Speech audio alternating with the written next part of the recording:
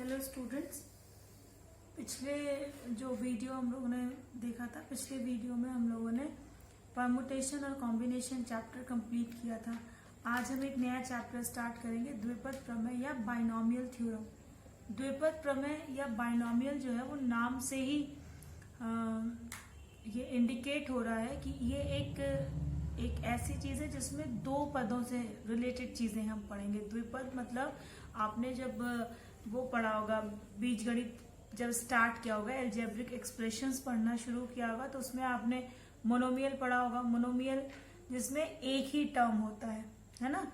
Algebraic expressions को हम लोग टर्म के हिसाब से भी क्लासिफाई कर सकते हैं, अलग अलग क्या कहते हैं प्रकार में बांट सकते हैं। तो अगर एक टर्म है, केवल एक पद है, तो उसे एक पदीय या मोनोमियल कहते हैं। अगर उसमें दो पद हैं, मतलब दो टर्म्स हैं, तो उसे हम द्विपद या बाइनोमियल कहते हैं। अगर तीन है तो उसे हम ट्राइनोमियल, या दो से अधिक जितने भी टर्म वाले हों उन्हें हम पॉलिनोमियल या बहुपद कहते हैं। तो हम जो थ्योरम पढ़ेंगे, जो प्रमेय पढ़ेंगे, वो स्ट्रिक्टली बाइनोमियल से रिलेटेड है। बाइनोमियल मतलब ऐसा एल्जेब्रिक एक्सप्रेशन जिसमें दो टर्म्स हों। ये बहुत ही इम्पॉर्टेंट और बहुत ही बेसिक थ्योरम है। इस थ्योरम की मदद से हम बाइनोमियल का, द्विपद का एक्सपेंशन करते हैं, प्रसार। मतलब जैसे अगर लिखा है a प्लस बी का होल स्क्वायर, तो आप उसे खोल सकते हो, a square plus 2ab plus B square. ऐसे ही आपने a प्लस बी का होल क्यूब भी पढ़ा है, a cube plus b cube plus 3ab into a plus b. आप even a plus B to the power 4 को भी ओपन कर सकते हैं, एक्सपेंड कर सकते हैं, a plus B to the power 5। इस तरह से अगर इंडेक्स उसका, घातांक जो है वो उसका 10 के अंदर तक है, तो हम उसे मल्टीप्लाई कर सकते, निकाल सकते हैं। लेकिन अगर घातांक और बड़ा होता चला जाए, ठीक है, कोई नेचुरल नंबर और बड़ा होता चला जाए, पावर उसका, द्विपद का, तो फिर उसका एक्सपेंशन निकालने में, उसे एक्सपेंड करने में हमें कठिनाई आती है। तो ये थ्योरम जो हम आज पढ़ने जा रहे हैं, द्विपद प्रमेय या बाइनोमियल थ्योरम, ये हमें उस एक्सपेंशन को इजी वे में करना सिखाता है। उसका एक पैटर्न बताता है कि बाइनोमियल किस पैटर्न पर ओपन होता है। तो let us start with the chapter द्विपद प्रमेय। बाइनोमियल थ्योरम या द्विपद प्रमेय। पहले तो द्विपद या बाइनोमियल डेफिनेशन याद होनी चाहिए। बाइनोमियल क्या होता है कि an algebraic expression having two terms is called binomial. ठीक है, एक ऐसा एल्जेब्रिक एक्सप्रेशन जिसमें दो टर्म होता है। टर्म बच्चों हमेशा प्लस या माइनस से ही अलग होता है। अगर लिखा है ए बी, तो ये मोनोमियल हुआ, ये बाइनोमियल नहीं हुआ। भले इसमें दो आपको वेरिएबल ए और बी दिख रहे हैं, लेकिन ये जो कि ए और बी के बीच में इनटू की साइन है, इसलिए ये एक ही टर्म कंसीडर होगा, ये मोनोमियल है। लेकिन अगर हम इसे ए प्लस बी या ए माइनस बी लिखें तो ये बाइनोमियल हो जाएगा। हाँ, हमेशा जो एल्जेब्रिक एक्सप्रेशन है वो प्लस या माइनस के साइन से ही उसके पद अलग होते हैं। तो अगर किसी एल्जेब्रिक एक्सप्रेशन में सिर्फ दो टर्म हैं तो उन्हें हम बाइनोमियल कहते हैं। अब बाइनोमियल थ्योरम मतलब बाइनोमियल के पावर कैसे एक्सपेंड होते हैं, बाइनोमियल का ओरिजिन क्या है, कैसे एग्जिस्ट किया, ये पैटर्न कैसे एक्नॉलेज कैसे हुआ। ये अगर हम एक पैटर्न देखें बाइनोमियल का, पावर्स का, अगर लिखा है a plus B to the power 0, तो a प्लस बी कोई ना कोई इंटीजर होगा, है, रियल नंबर होगा। तो किसी भी इंटीजर का पावर 0 कितना होता है, हमेशा 1 होता है। फिर अगर लिखे हम a plus B to the power 1, तो ये कितना होगा, a प्लस बी, मतलब a to the power 1 b to the power 1। अगर हम लिखे a प्लस बी का स्क्वायर, तो ये कितना हो जाएगा, a square plus 2ab plus B square. अगर हम लिखें a प्लस बी का होल क्यूब तो ये कितना हो जाएगा, a cube plus 3a square B plus 3ab square plus b cube है। a प्लस बी का होल पावर 4 लिखें। मुझे ये फॉर्मूला जो a प्लस बी का होल पावर 4 लिखने में जा रही हूं, ये मुझे याद नहीं है, ये मैंने रटा नहीं है, या a प्लस बी का होल क्यूब जो मैंने लिखा है वो भी मैंने रटा नहीं, मुझे याद नहीं है, लेकिन मुझे इसे ओपन करने का जो बाइनोमियल थ्योरम का एक्सपेंशन है, जो उसका जो लॉजिक है वो पता है, इसलिए मैं इस एक्सप्रेशन को डायरेक्टली लिख पा रही हूँ। और आई होप कि इस थ्योरम को पढ़ने के बाद you people are also enable to open the expression, open the binomial. इसको पढ़ने के बाद, इस थ्योरम को पढ़ने के बाद जैसे मैं लिख ले रही हूं वैसे ही आप भी इन एक्सप्रेशंस को लिख लेंगे, ठीक है। a to the power 4 plus 4a cube b plus 6a square b square plus 4a b cube plus b to the power 4 and so on, ठीक है। अब यहाँ पे आप इस पैटर्न को देखिए, जब a plus B to the power 0 था तो यहाँ पर एक टर्म आया था, यानी अगर n इक्वल टू 0 था तो नंबर ऑफ टर्म n, इसको हम लिख रहे हैं, ठीक है, a plus B to the power n, index को हम n लिख रहे हैं। तो n इक्वल टू 0 जब था तो नंबर ऑफ टर्म्स कितने थे, नंबर ऑफ टर्म्स थे 1, 0 से 1 ज्यादा। जब यहाँ पे इंडेक्स 1 हो गया, मतलब n इक्वल टू 1 हो गया, तो number of terms is equal to 2 हो गया। जब यहाँ पे n इक्वल टू 2 है ना, इसमें इंडेक्स 2 है, तो यहाँ पे 1 2 3 number of terms is equal to 3 हो गया, 2 से 1 ज्यादा। यहाँ पावर 3 है तो नंबर ऑफ टर्म्स 1 2 3 4 हो गए। यहाँ पावर 4 है तो नंबर ऑफ टर्म्स 1 2 3 4 5 हो गए। यानी सबसे पहला ऑब्जर्वेशन क्या हुआ कि अगर किसी बाइनोमियल का पावर n है तो उसमें टोटल नंबर ऑफ टर्म्स कितने होंगे, n प्लस 1। यदि द्विपद का घात मतलब इंडेक्स है ना, पावर इंडेक्स n है तो पदों की संख्या n प्लस 1 होगी, ठीक है। ये पहला ऑब्जर्वेशन हो गया। अब दूसरा देखो, ये a plus B to the power 0 equal to 1 है, इसको हम 1 को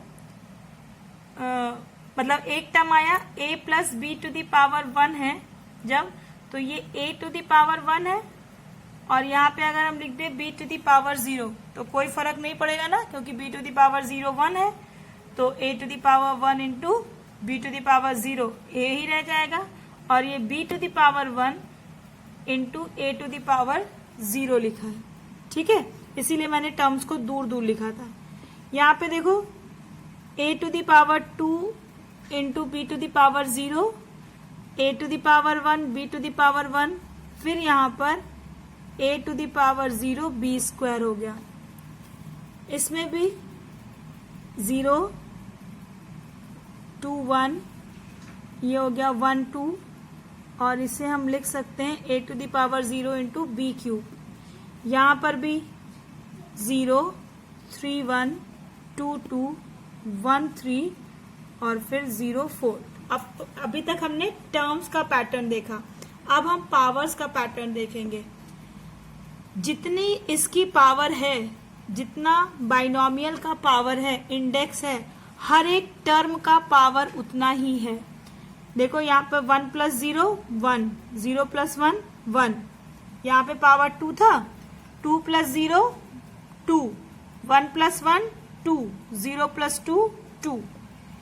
इसका पावर कितना था 3, देखो हर एक टर्म का पावर 3 है, 3 + 0 3, 2 + 1 3, 1 + 2 3, 0 + 3 3, a + b to the power यहाँ 4 है, तो देखो हर एक टर्म का पावर 4 मिलेगा, 4 + 0 4, 3 + 1 4, 2 + 2 4, 1 + 3 4, 0 + 4 4। मतलब क्या हुआ कि द्विपद का इंडेक्स जितना होता है प्रत्येक पद का कुल घात मतलब x की घात प्लस y की घात, ठीक है, कुल घात उतना ही होता है, ठीक है, जितना इसका पावर होगा बाइनोमियल का, हर एक टर्म का पावर उतना ही मिलेगा। ये दूसरा ऑब्जर्वेशन हो गया। तीसरा ऑब्जर्वेशन, यहां देखो a टू द पावर 1 था, b टू द पावर 0, इससे एक कम, और यहां पर a का पावर 1 घट गया, b का पावर 1 बढ़ गया। यहां पर भी देखो जितना इसका मैक्सिमम पावर था उससे a का पावर शुरू हुआ a², फिर यहाँ पर a का 1 पावर घट गया, b का 1 पावर बढ़ गया। तीसरे टर्म में फिर a का 1 पावर और घट गया, 1 से घट के 0 हो गया, और b का बढ़ के 2 हो गया। यहाँ क्यूब वाले में देखो 3 था, यहाँ a का मैक्सिमम पावर 3 था और b का मिनिमम पावर 0।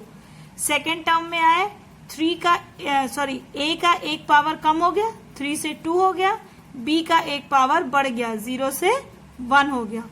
नेक्स्ट टर्म में a का 1 और पावर कम हो गया, 2 से 1 हो गया, और b का बढ़ गया, 1 से 2 हो गया, ठीक है।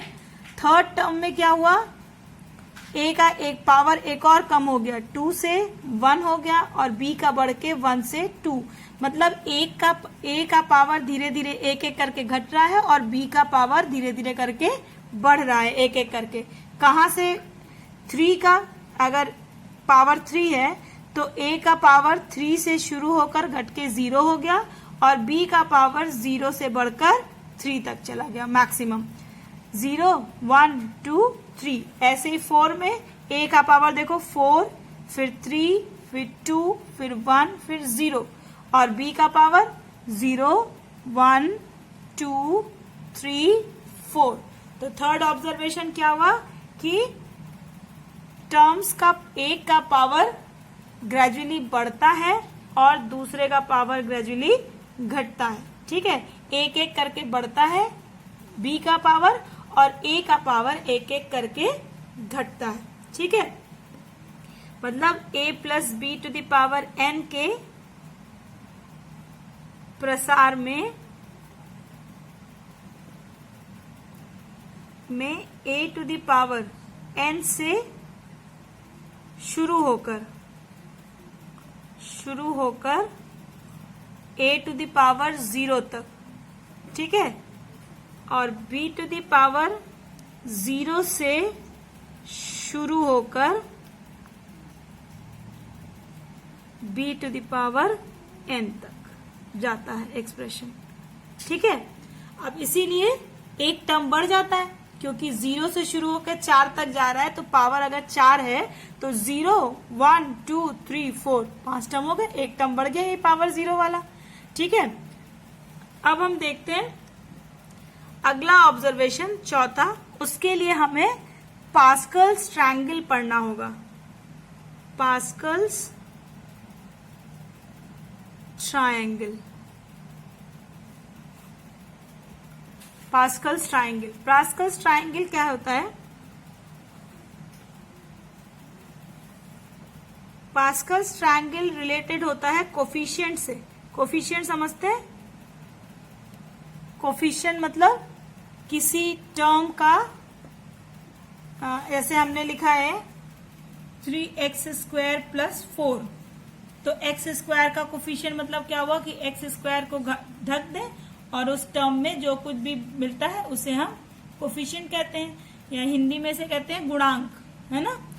तो गुणांक क्या होगा, जैसे यहाँ पे हमने देखो गुणांक लिखा है ना, 3, यहाँ पे ये गुणांक है, 4, यहाँ पे 6, यहाँ पे 4, ये कैसे पता चलता है, क्योंकि ये तो नंबर्स हैं और रिलेटेड भी नहीं दिख रहे हैं। तो देखो इसके लिए पास्कल्स ने एक बहुत बढ़िया एक ट्रायंगुलर ऑब्जर्वेशन दिया कि सबसे पहली बात कि जितने इंडेक्स नंबर जितना होगा टर्म्स उससे एक ज्यादा होंगे, यानी अगर 0 है इंडेक्स तो उसमें कितने टर्म होंगे, उसका कोफिशिएंट क्या होगा 1। ठीक है, यहाँ पे हम लिख रहे हैं कोफिशिएंट्स, कोफिशिएंट ऑफ टर्म्स। हर एक टर्म का, हर एक एक्सप्रेशन में कोफिशिएंट जो है वो 1 से शुरू होता है और 1 पर ही खत्म होता है। मतलब पहले टर्म का भी कोफिशिएंट 1 होता है और अंतिम टर्म का भी कोफिशिएंट गुणांक 1 होता है। यहाँ पे देखो इसका गुणांक 1 है, अंतिम टर्म का भी गुणांक 1 है। यहाँ भी पहले टर्म का गुणांक 1 है, अंतिम का भी गुणांक 1 है। ठीक है, जब इंडेक्स 1 होता है तो नंबर ऑफ टर्म्स कितने हो जाते हैं, यहाँ एक और कॉलम बढ़ा देते हैं, number of terms. I hope कि ये टेबल आपकी मदद करेगी। 0 है इंडेक्स तो नंबर ऑफ टर्म्स 1 है, कोफिशिएंट 1 हो गया। अगर 1 है इंडेक्स तो नंबर ऑफ टर्म्स हो जाएंगे 2। तो चूंकि 2 से शुरू है, मतलब पहला और दूसरा, तो पहला और अंतिम दोनों का कोफिशिएंट 1 ही होगा। अगर इंडेक्स 2 है, मतलब पावर 2 है, तो नंबर ऑफ टर्म्स हो जाएंगे 3।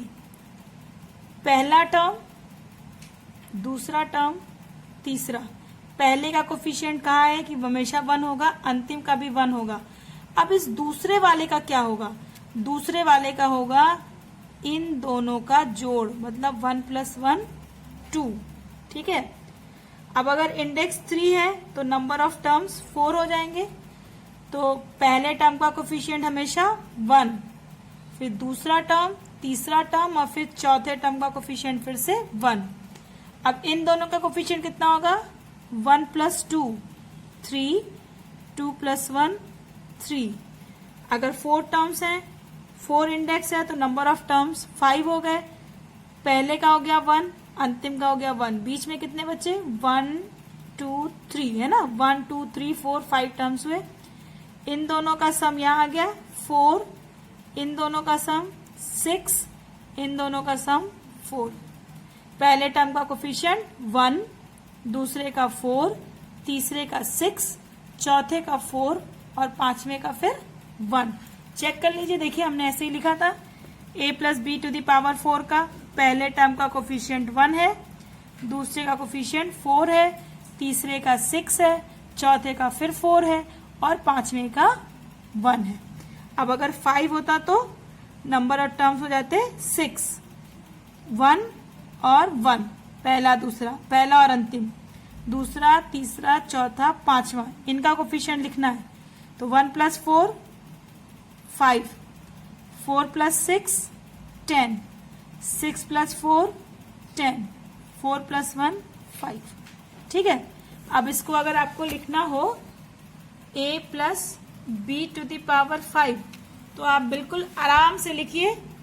सबसे पहले क्या होगा, a⁵ प्लस कोफिशिएंट क्या हो गया 5, इसका एक पावर घटेगा, मतलब a⁴ हो जाएगा और b एक पावर बढ़ जाएगा, प्लस अगला टर्म क्या है यहाँ पे, अगला कोफिशिएंट 10, तो ये हो गया 10, a का पावर एक और घट गया और b का पावर एक बढ़ गया।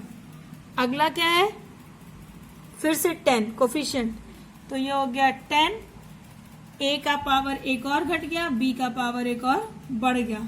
अगला कोफिशिएंट है 5, a हो गया एक और घट के 2 का 1 और b हो गया 4 प्लस b⁵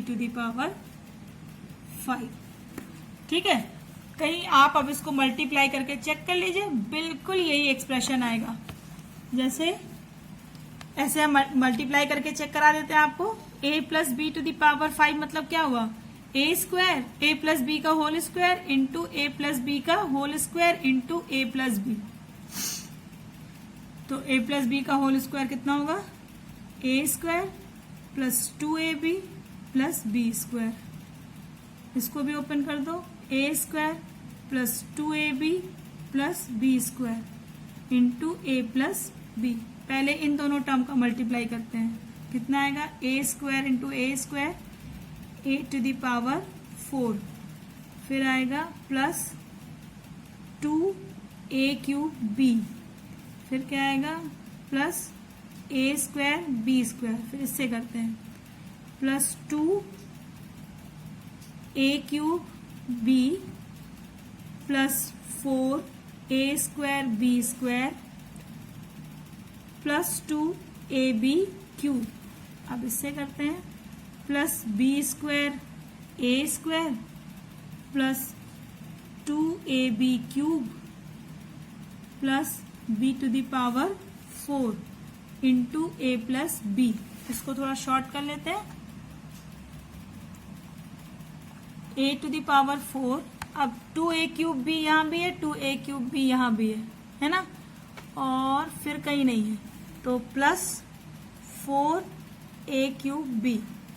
ए स्क्वायर ये टर्म हो गया, ये टर्म हो गया और ये टर्म हो गया। अब देखते हैं ए स्क्वायर बी स्क्वायर यहाँ भी है, प्लस 4a² बी स्क्वायर यहाँ भी है, तो 4 1 5 और फिर ये हो गया 6, यानी plus 6a² b square. Then 2ab³ plus 2ab³, so it is equal to 4ab³। सारे टर्म्स कैलकुलेट कर लिए हम लोगों ने, और प्लस बचा b to the power 4 into a plus b. अब इसे मल्टीप्लाई करो, it is equal to a to the power 4 plus a to the power 4 b.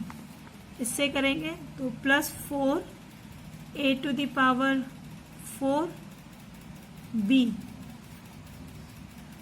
और a to the power 4 b, it is a to the power 4 into a to the power 5, और a to the power 4 into B is a to the power 4 into b. अब इससे करेंगे इस term को तो 4 a to the power 4 b, और इससे करेंगे तो प्लस 4a³ बी स्क्वायर। अब इससे करो तो plus 6a³ b square, a³ b square plus 6a² b³।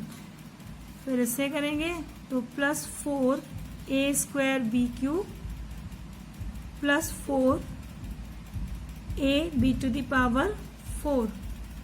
इससे करेंगे तो plus b to the power 4a plus b to the power 5। फिर शॉर्ट कर लेते हैं a टू द पावर 5। अब a टू द पावर 4 के कोफिशिएंट्स देख ले, a to the power 4b ये है 1 2, और कहीं है a to the power 4b कहीं नहीं है, तो plus 5a to the power 4b। अब 4a³ b square plus 6a³ b square, और फिर कहीं a³ b स्क्वायर नहीं है, तो 4 plus 6 equal to 10a³ b square. Now 6a² b³ plus 4a² b³, इन दोनों को it is equal to 10a² b³ plus 4ab power 4 plus ab power 4, यानी 5ab power 4 plus b to the power 4। Exact यही expression है। इसको लिखने में हमें 2 मिनट भी नहीं लगा था, और इसको करने में कितना टाइम लग गया, और सेम एक्सप्रेशन आया a to the power 5 plus 5a to the power 4b plus 10a³ b square plus 10a to the power 2b³ plus 5ab to the power 4 plus b to the power 5। It is the beauty of the binomial theorem कि binomial का pattern हमें पता है कि क्या होता है, maximum power से स्टार्ट होता है, एक टर्म का पावर ग्रेजुअली डिक्रीज करता है और दूसरे का मिनिमम से स्टार्ट होकर मैक्सिमम तक जाता है, और पास्कल्स ट्रायंगल की मदद से हम कितने भी बड़े इंडेक्स का कोफिशिएंट लिख सकते हैं। अगर 6 इंडेक्स है तो नंबर ऑफ टर्म 7 हो जाएंगे, पहला टर्म 1 और अंतिम टर्म का कोफिशिएंट 1, बीच का 5 और 1 6, 5 10 15, 10 और 10 20, 10 और 5 15, फिर 5 और 1 6। ठीक है, आप इसको ट्राई कीजिएगा एक बार। पहले आप बाइनोमियल, इसे क्या कहते हैं, बाइनोमियल और पास्कल्स ट्रायंगल के कोफिशिएंट की मदद से लिखिएगा और फिर आप इसे मल्टीप्लाई करके भी चेक कीजिएगा। तो it will be a kind of activity for you and you will find that how easy it is to use the binomial theorem. अब हम एग्जैक्टली थ्योरम क्या होता है उसको देखते हैं। इससे पहले हम कोफिशिएंट्स को कॉम्बिनेशन के फॉर्म में लिखना सीखेंगे। बच्चों अगर आपको याद हो तो हम लोग ने पढ़ा था कि NCN इज इक्वल टू 1 होता है और NC 0 की वैल्यू भी 1 होती है। ठीक है, हमने यहाँ पे देखा था कि पहला कोफिशिएंट वो भी 1 था और अंतिम कोफिशिएंट भी 1 था। ठीक है, अब जैसे हम लिखते हैं a प्लस बी का होल स्क्वायर, तो यहाँ क्या हुआ 1 into a square plus 2 into a b plus 1 into b square, है ना। इसको हम ऐसे लिख सकते हैं 2C0, n की वैल्यू चाहे कुछ भी हो, NC0 हमेशा 1 होता है। 2C0 ए स्क्वायर प्लस 2 की वैल्यू 2C1, क्यों? क्योंकि factorial 2 upon factorial 1 into 2 minus 1 का फैक्टोरियल, तो इट इज इक्वल टू 2 का फैक्टोरियल 2 ही होता है, 1 का 1 और 2 माइनस 1 1, तो इट इज इक्वल टू 2, है ना। प्लस 1 को हम यहाँ पे लिख दें NCN, मतलब 2C2 बी स्क्वायर। तो यहाँ पे देखो यहाँ भी पावर 2 ही है जितना इसका इंडेक्स था, यहाँ भी 2 है, यहाँ भी 2 है, और नीचे क्या हो गया 0, और नीचे क्या हो गया r की जगह पे 0 1 2। ऐसे ही अगर a प्लस बी का होल क्यूब हम लिखना चाहें तो वो क्या हो जाएगा 3C0, 3C0 हमेशा 1 ही होगा, a क्यूब प्लस 3C1, क्योंकि 3C1 की वैल्यू 3 के बराबर होती है, 3C1 a square B plus 3C2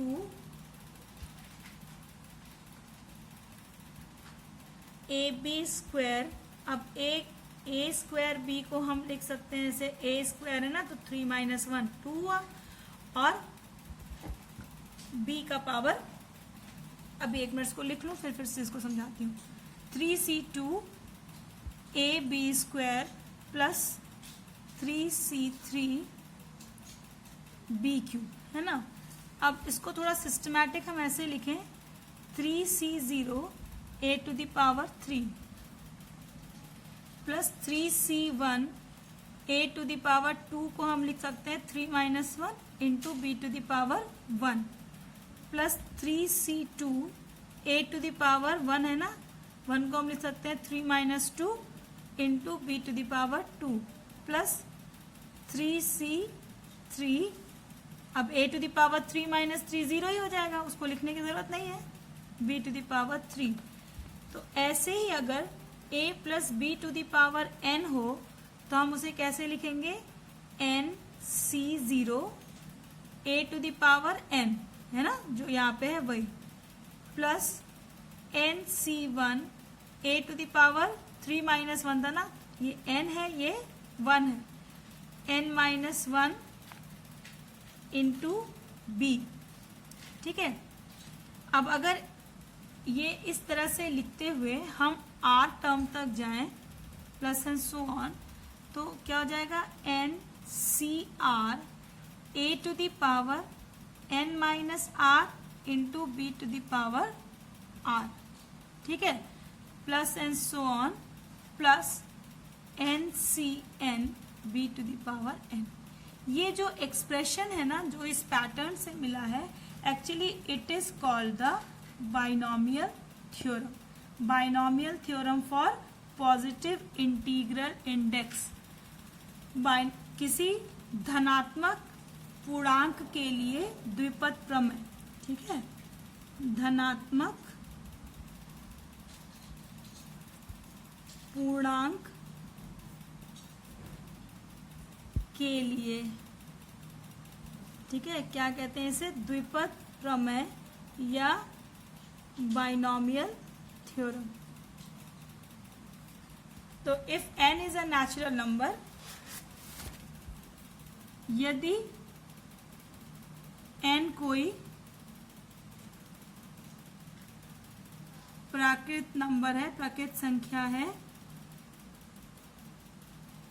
तथा a b कोई दो संख्याएं हैं, ठीक है, a और b के लिए पॉजिटिव होना जरूरी नहीं है, b एनी नंबर, a और b कोई संख्या है, भले वो पॉजिटिव हो या नेगेटिव हो, तो a plus b to the power n is equal to nc0 a to the power n plus nc1 a to the power n minus 1 b plus nc2 a to the power n minus 2 b square plus and so on plus ncn b to the power n, ठीक है, इसे हम कहते हैं binomial theorem. तो अगर हम इसे समीशन, आई होप कि आपने क्लास 10th में समीशन पढ़ा होगा, समीशन मतलब जोड़, जब आपने स्टैटिस्टिक्स पढ़ा था ना, क्या कहते हैं, सांख्यिकी, तो सांख्यिकी में आपने ये साइन पढ़ा होगा, समीशन मतलब होता है सम, तो n summation r is equal to 0 to n,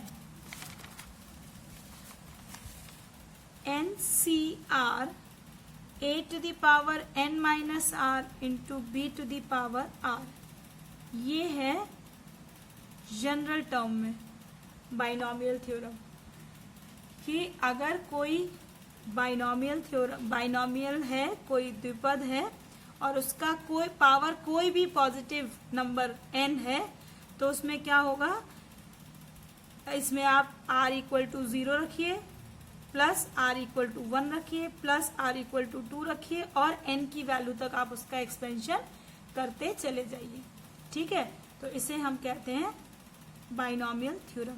एक बार फिर से मैं ऑब्जर्वेशंस को बता दूं आपको, कि अगर इंडेक्स नंबर n है, अगर पावर n है बाइनोमियल का, तो नंबर ऑफ टर्म कितने होंगे, n प्लस 1 होंगे, हमेशा पहले और अंतिम पद का कोफिशिएंट 1 होगा, ठीक है, और a का पावर मैक्सिमम से शुरू होकर 0 तक जाएगा, और b का इंडेक्स 0 से शुरू होकर मैक्सिमम तक जाएगा, ठीक है, और ये जो nc0, nc1, nc2, ये सब क्या है, इनको हम कहते हैं बाइनोमियल कोफिशिएंट या द्विपद गुणांक।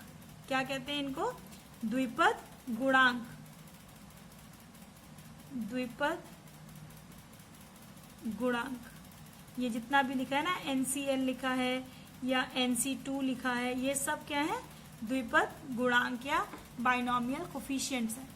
बच्चों, आज आप फिर से इस वीडियो को देखिएगा और इस थ्योरम को समझने की कोशिश कीजिएगा कि ये थ्योरम आया कैसे, और फिर इसकी मदद से 5 तक हम लोगों ने देखा था, इंडेक्स नंबर 5 तक, 5 के ऊपर के 6, 7, 8, 9, 10 तक का कम से कम एक्सपेंशन निकालने की कोशिश कीजिएगा। So in our next turn I will start the NCERT exercise, ठीक है, एक्सरसाइज स्टार्ट करेंगे। बच्चों, NCERT के एक्सरसाइजेस की PDF आप चाहते हैं, या अगर आप चाहते हैं कि मैम सारे क्वेश्चंस वीडियो में सॉल्व कर दें, इसे करने में कोई दिक्कत नहीं है, but it will not be very fruitful to you. ये आपके लिए बहुत अच्छा नहीं होगा, क्योंकि फिर आपको स्पून फीडिंग करते रहेंगे आप कि मैंने क्वेश्चन लगा के पीडीएफ बना के आपको दे दिया, या फिर वीडियो में पूरा एक्सरसाइज सॉल्व कर दिया और आपने एक सुंदर सी क्लास वर्क कॉपी बना ली, but it will be of no use, क्योंकि आपने अपना दिमाग लगाया ही नहीं। एक मैथमेटिक्स की सबसे ज्यादा जो मतलब खूबसूरती है वो यही है कि एक क्वेश्चन आप कितने भी तरीके से लगा सकते हो, और जो तरीका सबसे पहले आपकी माइंड में क्लिक करता है ना, वो तरीका आपको हमेशा याद रहता है। तो जरूरी नहीं है कि आप वर्ड बाय वर्ड वही लिखें कॉपी में जो मैंने आपको कराया है, लेकिन आपका हर एक स्टेप अगले स्टेप से जस्टिफाई होना चाहिए, ठीक है। सो इसीलिए मैं आपको पीडीएफ सेंड करने में बिलीव नहीं करती हूँ, लेकिन हाँ, आपको अगर किसी भी पर्टिकुलर क्वेश्चन में कोई दिक्कत आ रही है या किसी थ्योरी में कोई दिक्कत आ रही है, you can ask me any time without any hesitation, okay. So till then keep on practising, be safe, bye.